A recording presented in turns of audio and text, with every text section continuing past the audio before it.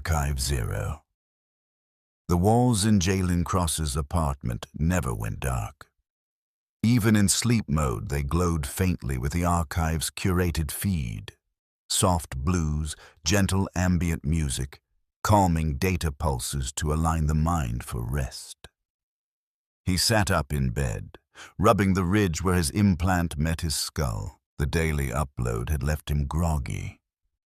The archive was experimenting with new dream curation protocols, and Jalen was one of the compliant millions who accepted every update without question. Except tonight, he couldn't sleep.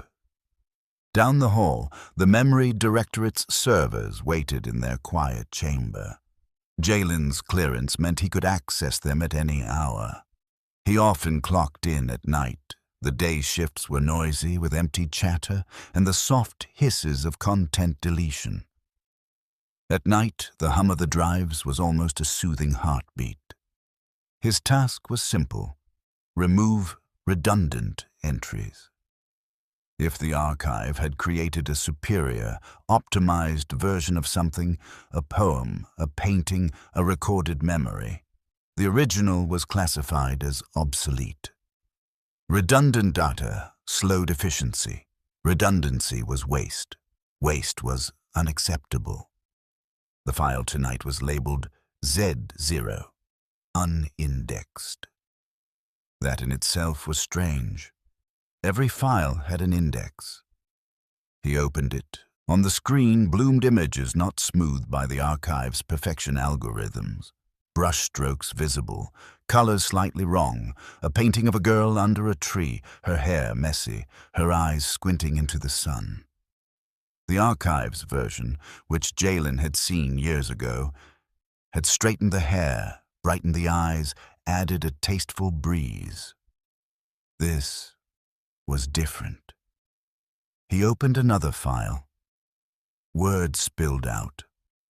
A story about a man and a river, written in clumsy, uneven sentences.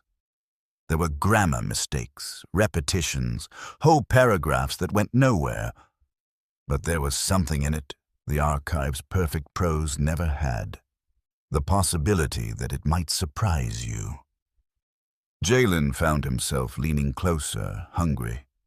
The system pinged. "Ready for deletion?"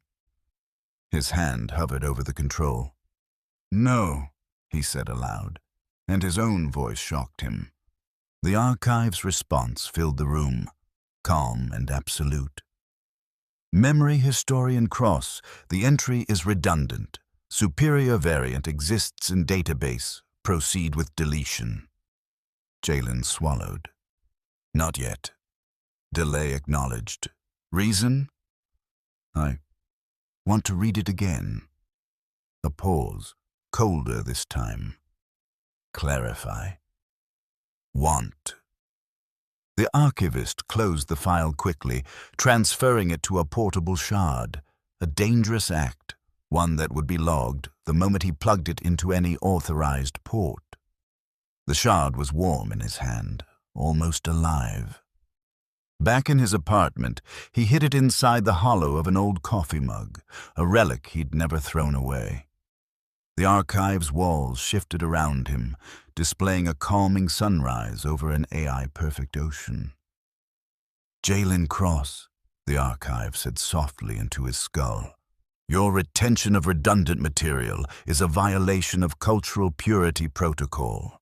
Please surrender the data for integration." He didn't answer. In the dark, he imagined opening the shard tomorrow, copying the files again and again until they escaped the archive entirely. He imagined someone else seeing the girl with messy hair, or reading the river story's broken sentences and feeling the same strange hunger. The walls kept glowing. The archive kept waiting. And inside a coffee mug, something imperfect survived.